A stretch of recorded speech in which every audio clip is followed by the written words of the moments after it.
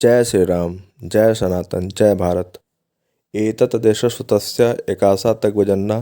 स्वंसं चरित्रं शिक्षयन् पृथिव्यां सर्वमानव। संपूर्ण विश्व को ज्ञान का प्रकाश अगर सर्वप्रथम किसी धरती से गया था तो वो धरती भारत की धरती थी।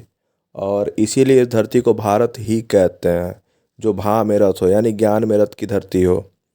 हमारी परंपरा जितनी प्राचीन थी, जितनी महान थी, उस महान परंपरा को विदेशी आक्रांताओं के द्वारा या मुगलों के द्वारा बार बार उसको रौंदा गया है। बार बार हमारी संस्कृति को, हमारी परंपरा को छिन्न भिन्न किया गया है। और बार बार भारत को मिटाने की जो साजिश वर्षों से चली आ रही थी, कहीं ना कहीं आज के दौर में देखेंगे तो उस अभियान पे या उस कुचक्र पे एक विराम लग गया है। और पुनः आज देखा जा रहा है तो भारत विश्व गुरु बनने की ओर अग्रसर है। हमारे जितने भी प्राचीन मंदिर थे, जो भी हमारी प्राचीन संस्कृति थी, हमारी प्राचीन परंपरा एक बार पुनः फिर से जीवंत हो उठी है। और ऐसा लग रहा है कि सचमुच राम राज्य आ गया है। क्योंकि जब हम आदर्श की बात करते हैं, आज के दौर में देखा जाए, भारत चूँकि ऋषि मुनियों का देश है, संतों का देश है, महापुरुषों का देश है। भिन्न भिन्न संस्कृतियाँ, भिन्न भिन्न परंपराएं और भिन्न भिन्न जाति, धर्म, भाषा का एक समावेश है भारत। और पूरी दुनिया को एक दिशा और दशा देने का काम हमेशा से भारतवर्ष करता आ रहा है। और जब हम आदर्श की बात करते हैं तो भारत में अनेकों ऐसे महापुरुष हुए हैं, संत हुए हैं, देव हुए हैं, जिनके बताए हुए मार्ग का अनुसरण करके या जिनके बताए हुए पथ पे चल के हम हमेशा हमेशा से भारत को जो है एक अलग पहचान देते आए हैं और आगे भी देते रहेंगे। क्योंकि आज के दौर में पश्चिमीकरण भारत के अंदर जो है विदेशी संस्कृति, विदेशी सभ्यता का कुचक्र इस तरह से मकड़ जाल बना लिया है कि हमारे जो भी युवा हैं या जो भी बच्चे हैं, युवा हैं और जो आने वाली पीढ़ी है, शिक्षा तो ठीक है, शिक्षा दिया जा रहा है कॉन्वेंट के रूप में या कॉन्वेंट स्कूल के रूप में या एनसीईआरटी की किताबों से या सीबीएसई बोर्ड की किताबों से। लेकिन सही मायनों में शिक्षा का अर्थ क्या होना चाहिए वो नहीं बताया जा रहा है। क्योंकि इसमें कहीं ना कहीं हमारी शिक्षा का जो भी पथ आजकल जो भी पथ भ्रष्टता आ रही है, कहीं ना कहीं हमारी शिक्षा का भी उसमें दोष है। क्योंकि हमारे बच्चों को कभी भारत की प्राचीन महान परंपरा के बारे में नहीं बताया जाता है, भारत की प्राचीन संस्कृति के बारे में नहीं बताया जाता है, भारत के लिए बलिदान होने वाले हुतात्माओं के बारे में नहीं बताया जाता है। और कभी ये नहीं बताया जाता है कि राम कौन थे, भगवान श्री कृष्ण कौन थे, या भगवान भोलेनाथ शिव जी क्या है और उनका और वो किस रूप में लोगों के लिए एक प्रेरणा स्रोत हैं। क्योंकि बच्चों को क्या है कि आजकल केवल पिज्ज़ा बर्गर वाली संस्कृति और कार्टून वाली संस्कृति या फिल्मी हीरो हीरोइनियाँ जो भी आजकल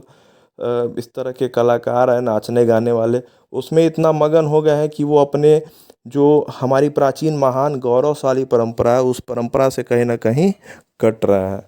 तो क्योंकि उनमें अभाव है, उनके लिए कहीं कोई एक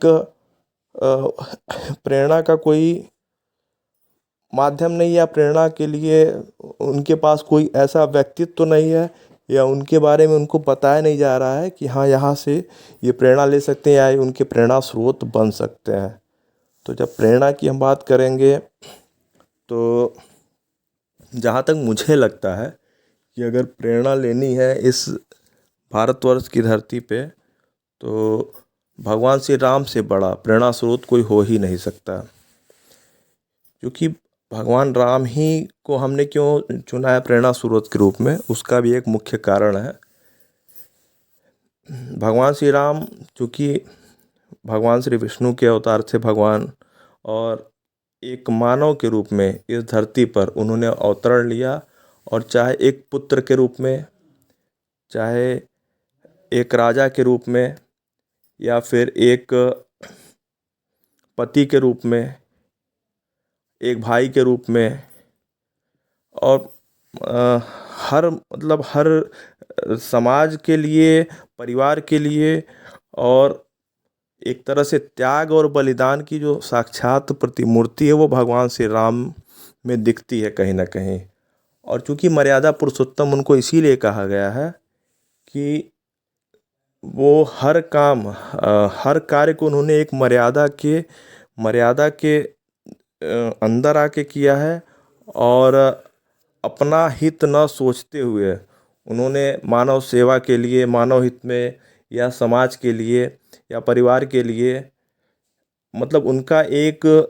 जो पृथ्वी पर वो चाहते तो भगवान के अवतार थे, और एक चक्रवर्ती सम्राट के वहाँ उनका जन्म हुआ था। वो चाहते तो एक राजा के रूप में, उनको तो राजगद्दी भी मिल गई थी, लेकिन उन्होंने दुख झेलते हुए, कष्ट झेलते हुए राजगद्दी को, जो है, जो उनको राजपाट मिला था, उसको ठुकरा कर उन्होंने मानव को और समाज को एक नई दिशा और दशा देने का कार्य किया था। आज के दौर में जब हम पूरी तरह से आधुनिकता में जकड़ चुके हैं, हमारी आने वाली पीढ़ियां जो है पश्चिमी सभ्यता के मकड़ जाल में पूरी तरह से उसकी गिरफ्त में आ चुकी है, तो ऐसे दौर में कहीं ना कहीं हमें अपनी प्राचीन संस्कृति, प्राचीन परंपरा को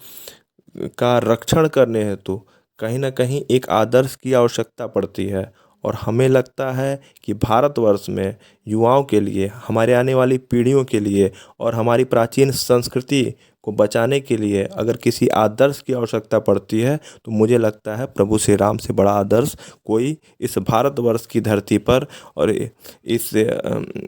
इस महान जो है आर्यावर्त भारतवर्ष की धरती पर कुछ हो ही नहीं सकता है।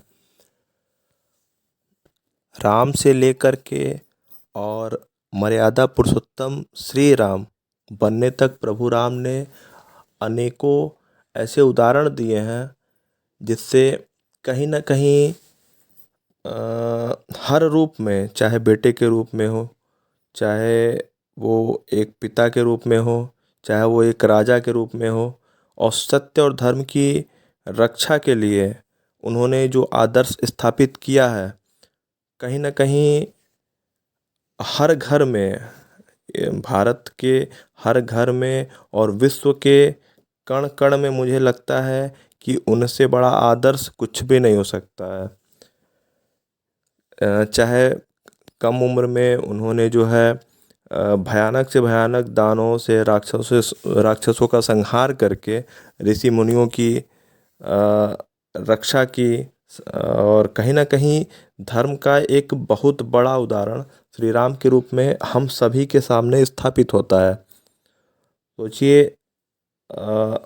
अपने पिता के वचन को, अपने पिता के वचन को निभाने के लिए भगवान श्री राम ने अपने पिता के वचन को रखने के लिए 14 साल तक वनवास,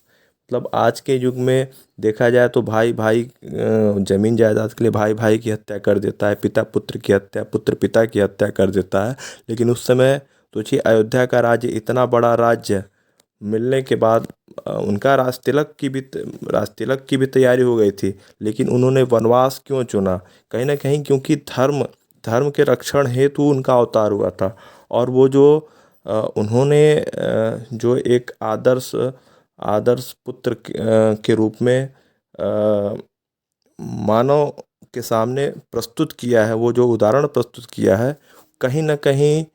हमारी आने वाली पीढ़ियों के लिए भी एक बहुत बड़ा और उदाहरण हो सकती है आगे बढ़ने में।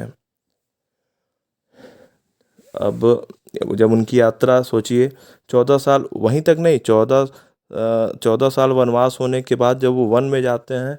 तो अनेकों कष्ट, भाई माता जगदम्बा, माँ सीता के साथ जो है अनेकों कष्ट झेलते हैं। और वो कष्ट सोचिए कम नहीं था कि माँ सीता का